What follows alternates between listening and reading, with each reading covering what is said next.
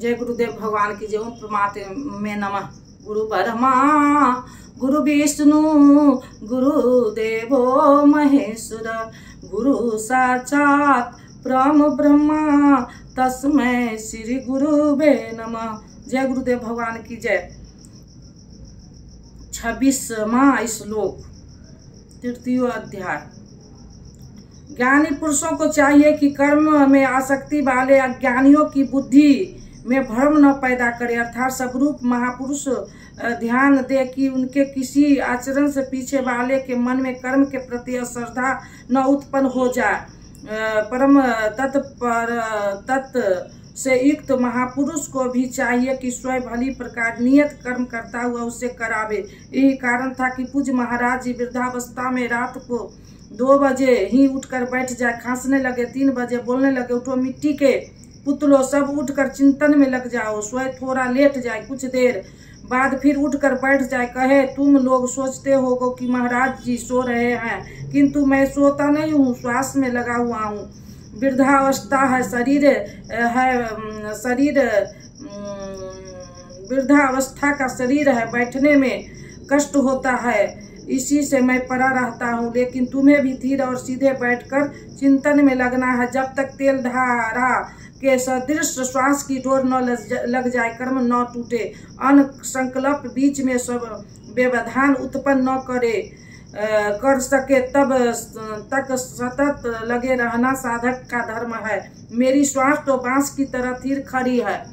यही कारण है कि अनुयायियों से कराने के लिए वह महापुरुष भली प्रकार कर्म में बरतता है। जिस गुरु को सिखावे, जिस गुण को सिखावे, उसे करके दिखावे। इस प्रकार स्वरूप परस्त महापुरुष को भी चाहिए कि स्वयं कर्म करता हुआ साधकों को भी आराधना में लगाए रहे। साधक भी श्रद्धा पूर्वक आराधना में लगे, किंतु चाहे ज्ञानी हो अथवा समर्पण भाव वाला निष्काम कर्मी योगी हो, साधक में साधना का अहंकार नहीं आना चाहिए। कर्म जिसके द्वारा होते हैं, उनसे होने में कौन कारण है? इस पर श्री कृष्ण प्रकाश डालते हैं। आरंभ में पूर्ति पर्यंत कर्म प्रकृति के गुणों द्वारा किए जाते हैं, फिर भी अहंकार से विशेष मूढ़ पुरुष मैं करता हूँ ऐसा मान लेता है। यह कैसे माना जाए कि आराधना प्रकृति के गुणों द्वारा होती है? ऐसा किसने देखा है? इस पर कहते हैं, हे महाबहु, गुण और कर्म के विभाग को तत्व विदित परम तत्व परमात्मा की जानकारी वाले महापुरुष ने देखा और संपूर्ण गुणों में बरत रहे हैं। ऐसा मानकर वे गुण और कर्मों के कर्तापन में आसक्त नहीं होते। यहाँ तत्व का अर्थ परम तत्व परमात्मा है, न कि 5 या 25 तत्व जैसा कि लोग गणना करते हैं। योगेश्वर श्री कृष्ण शब्द में तत्व एकमात्र परमात्मा है, अन्य कोई तत्व है ही नहीं। गुणों को पार करके परम तत्व परमात्मा में स्थिर महापुरुष गुण के अनुसार कर्मों का विभाजन देख पाते हैं। तामसी गुण रहेगा तो उसकी कार्य होगा आलस, निंद्रा, प्रमाद, कर्म में प्रवृत्त न होने का स्वभाव। राजसी गुण रहेंगे तो साधना से पीछे न हटने का स्वभाव, स्वाभिमान से कर्म होगा। और सात्विक गुण कार्यरत होने पर ध्यान, समाधि, अनुभवी उपलब्धि, धारावाहिक चिंतन, सरलता स्वभाव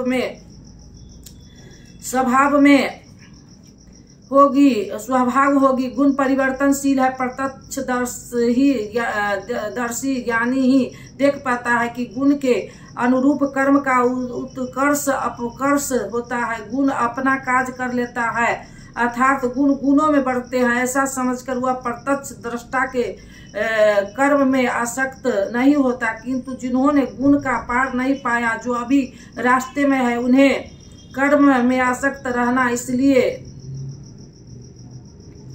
इसलिए प्रकृति के गुण से मोहित हुए पुरुष गुण और कर्मों में कर्म निर्मल गुणों को और उन्नति करके उनमें आसक्त होते हैं। उन अच्छी प्रकार न समझने वाले, शिथिल पर्यंत वालों के अच्छी प्रकार जानने वाले ज्ञानी चलेमान न करे, इन्हें प्रोत्साहन करे, बल्कि प्रोत्साहन दे, क्योंकि कर्म करके ही इन्हें परम सेठ की स्थिति को पाना है। अपनी शक्ति और स्थिति का आकलन करके कर्म में प्रवृत्त होने वाले ज्ञान मार्गी साधकों को चाहिए कि कर्म को गुण की ही देन माने, अपने को कर्ता मानकर अहंकार न बन जाए। निर्बल गुण के प्राप्त होने पर भी उनमें आसक्ति न हो, किंतु निष्काम कर्मयोगियों को कर्म और गुणों के विश्लेषण में समय देने की कोई आवश्यकता नहीं है। उसे तो बस समर्पण के साथ कर्म करते जाना है। कौन गुण आ जा रहा है यह देखना इष्ट की जिम्मेदारी है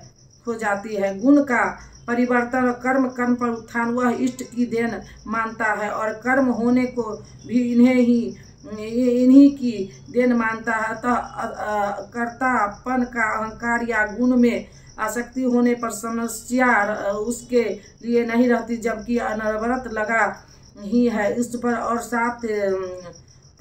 साथ ही युद्ध का स्वरूप बताते हुए श्री कृष्ण, इसलिए अर्जुन तू अंतर आत्मा में चित्त का निरोध करके ध्यान स्थल होकर संपूर्ण कर्म को मुझ में अर्पण करके आशा रहित, ममता रहित और संताप रहित होकर युद्ध कर। जब चित्त ध्यान में स्थिर है, लेश मात्र भी कोई आशा नहीं है, कर्म में ममतत्व नहीं है, असफलता का संताप नहीं है, तो वह पुरुष कौन सा युद्ध करेगा। जब सब ओर से चित्त समेट कर हृदय देश में निरोध होता जा रहा है, तो लड़ेगा किस लिए, किस से, और वह है कौन। वास्तव में जब आप ध्यान में प्रवेश करेंगे तभी युद्ध का सही स्वरूप खड़ा होता है। तो काम क्रोध राग दोष आशा तृष्णा इत्यादि विकारों का समूह विजाति प्रवृत्तियां जो गुरु कहलाता है, संसार में प्रवृत्ति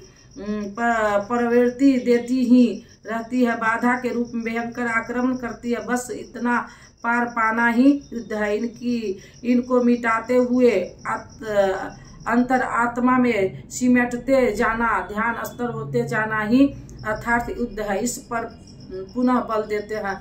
जय गुरुदेव भगवान की जय। ओम परमात्मे नमः।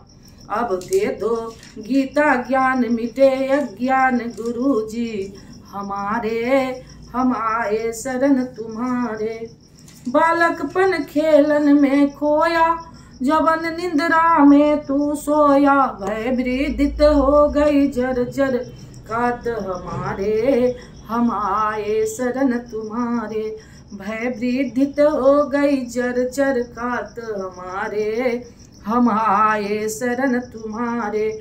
सुत मात पिता बांधव दारा, नस्वर संबंध है सारा, जाएंगे संग शुभा शुभ कर्म हमारे, हम आए शरण तुम्हारे। जाएंगे संग शुभा शुभ कर्म हमारे, हम आए शरण तुम्हारे।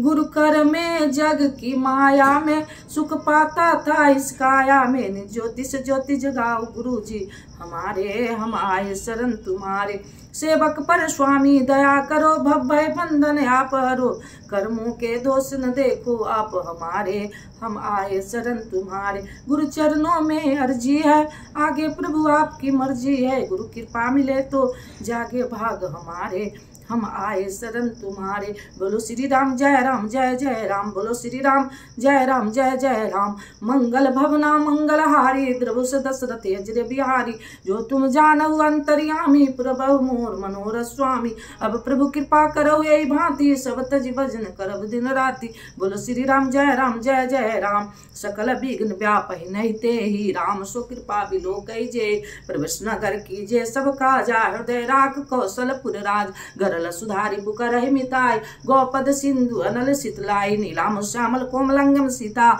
समारोपित बाम भाग्य पानुम साय चारु चापम। नमामि राम रघुवंश नाथम, कर्पूर गौरम करुणावतारम। संसार सारम भुजगेन्द्रहारम, सदा वसंतम हृदयारविंद्रे भवम भवानी सहितम। नमामि तुमेव माता च पिता तुमेव बंधु च सखा तुमेव विद्या द्रविणम तुमेव सर्वम मम देव देव। ओम शांति शांति। जय गुरुदेव भगवान की जय।